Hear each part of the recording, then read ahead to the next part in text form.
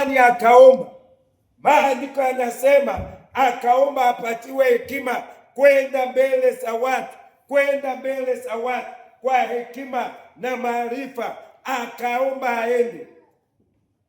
Bwana Yesu asifiwe. Suleimani akaomba aende mbele za watu, akaomba hekima vile ataenda mbele za watu. Na alipoomba, Mungu akasema, umeomba jambo jema. Haukuomba kichwa cha adui, haukuomba mwili wa adui, bali uliomba hekima. Akamwambia nitakupatia hekima plus zile vitu haukuomba. Wapendwa, Mungu unena katika ndoto. Katika ndoto Mungu unena. Na leo nina ombi moja kwako, ya kwamba katika ndoto Mungu aanze kunena na wewe. Kuanzia leo Mungu aanze kunena na wewe. Bwana Yesu asifiwe.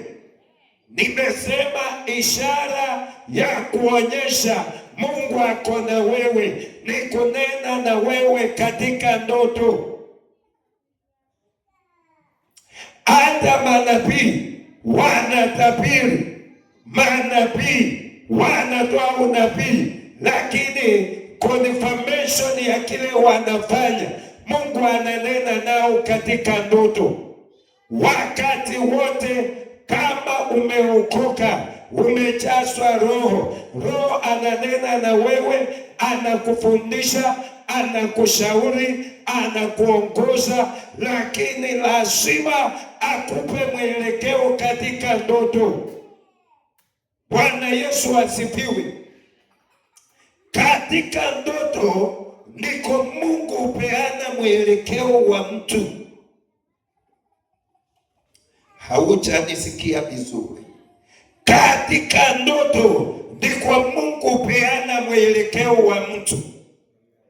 Watu wanapewa mwelekeo wa maisha yao kupitia ndoto. Wakati watu wanaota ndio wanafahamu.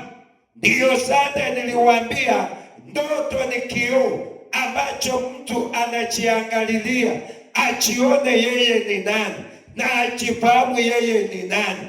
Ni katika ndoto. Na leo nakwambia katika ndoto ndiko watu wanajifahamu, wanajua wao ni nani. Wakati Suleimani aliota ndoto, wakati aliota ndio alinena na Mungu, na ndio baada ya kunena na Mungu ndio kuanzia hapo akaanza kuenda kutoa sadaka na kuleta ile mambo ya rohoni alionyeshwa yaache reality. Bwana Yesu asifiwe. Bwana Yesu asifiwe. So leo naomba tujue watu ambao Mungu alinena nao kwa ndoto. Mtu wa kwanza ni Suleimani. Mtu wa kwanza ni Suleimani. Mungu alinena naye katika ndoto. Nataka tujue mtu wa pili. Mtu wa pili alikuwa anaitwa Yusufu mwana wa Yakobo. Mwanzo 37 mstari wa 5. Yusufu Mungu alinena naye katika ndoto. Suleimani Mungu alinena naye amwonyeshe, alinena naye ili Suleimani aombe kila anataka amwambie. Lakini Yusufu Mungu alinena naye kumwonyesha vile atakuwa.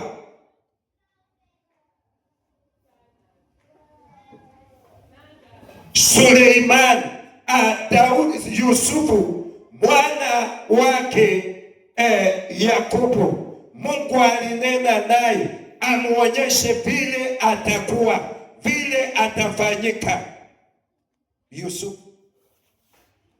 So kuna watu Mungu alinena nao, na kila Mungu alikuwa anena naye kwa makusudi fulani, makusudi fulani, makusudi fulani. So leo Mungu nataka anene kuanzia leo. Naomba Mungu anene na wewe kwa makusudi fulani. Bwana Yesu asifiwe.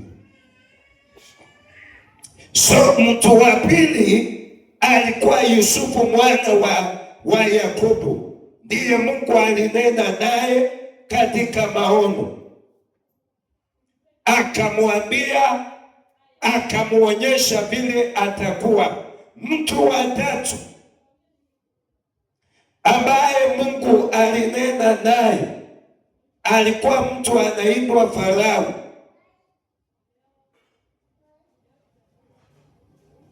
Mtu wa tatu alikuwa mtu anaitwa Farao. Mungu akanena na Farao, akamuonyesha vile njaa itakuwa, vile nchi itakuwa, vile ulimwengu utakuwa. Mungu akanena na Farao. Mwanzo 41. Mtu wa tatu ni Farao.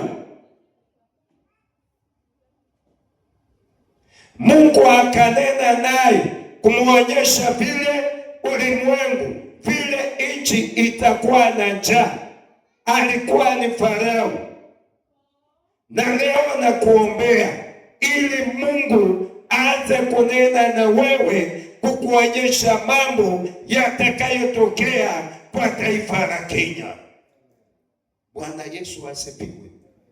Bwana Yesu asifiwe. Mungu anene na wewe, anene na wewe.